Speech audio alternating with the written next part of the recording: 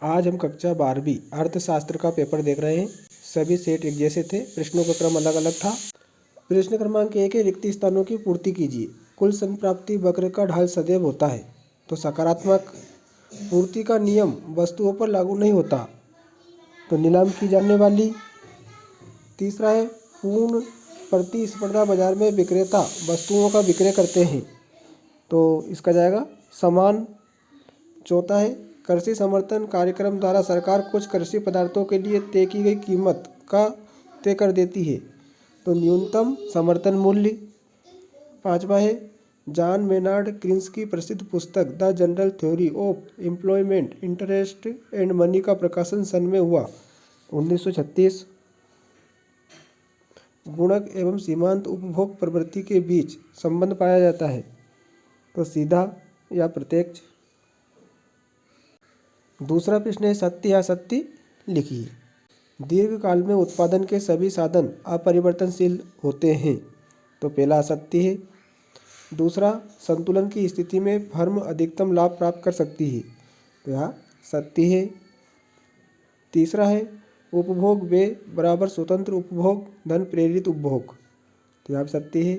अतिरिक्त मांग की स्थिति में सुधार के लिए सरकारी व्ययों में वृद्धि करना चाहिए, तो यह सत्य है।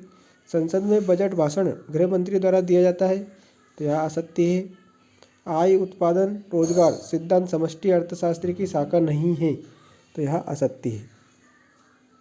प्रश्न क्रमांक 3, सही जोड़ी बनाइए। विनिमय दर में वृद्धि, तो इसकी सही जोड़ी होगी भुगतान संतुलन के प्रतिकूल।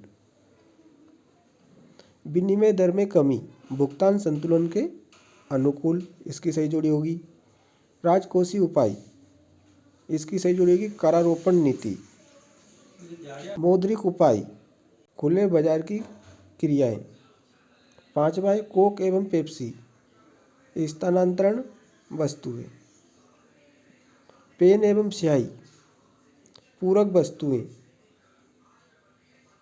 और सातवां है मोटे अनाज, तो सातवां है मोटे अनाज गिफिन वस्तुएं। प्रश्न क्रमांक 4 है, एक वाक्य में उत्तर लिखिए। अल्पकाल में फर्म की पूर्ति का वक्र किस प्रकार का होता है, तो सीमांत वक्र का वह हिस्सा जो न्यूनतम परिवर्ती लागत के ऊपर होता है, अल्पकाल में फर्म का पूर्ति वक्र होता है। दूसरा है, किस वर्ष में अमेरिका एवं यूरोप के देश महामंदी से प्रभावित हुए, तो सन 1929 में अमेरिका एवं यूरोप के देश महामंदी से प्रभावित हुए। तीसरा है, भारत में बैंकों का बैंक कौन है, तो भारत में बैंकों का bank reserve bank of India है। चौथा है, प्रभावपूर्ण मांग की अवधारणा किसने दी, तो प्रभावपूर्ण मांग की अवधारणा कीन्स ने दी। पांचवा है, प्रतिरक्षा व्यय किस प्रकार का व्यय माना जाता है, तो प्रतिरक्षा व्यय गैर योजनागत व्यय माना जाता है। एक देश की मुद्रा का दूसरे देश की मुद्रा में व्यक्त मूल्य क्या कहलाता है, तो एक देश की मुद्रा का दूसरे देश की मुद्रा में व्यक्त मूल्य विनिमय दर कहलाता है। सातवां है, राष्ट्रीय आय गणना की विधियों के नाम लिखिए। तो राष्ट्रीय आय की गणना की विधियों के नाम उत्पाद विधि, आय विधि और व्यय विधि। प्रश्न क्रमांक 5, सही विकल्प चुनकर लिखिए। बुनियादी आर्थिक समस्या जिसका समाधान करना पड़ता है वह है, तो इसका सही उत्तर जाएगा सा वाला, असीमित आवश्यकताएं एवं दुर्लभ संसाधन।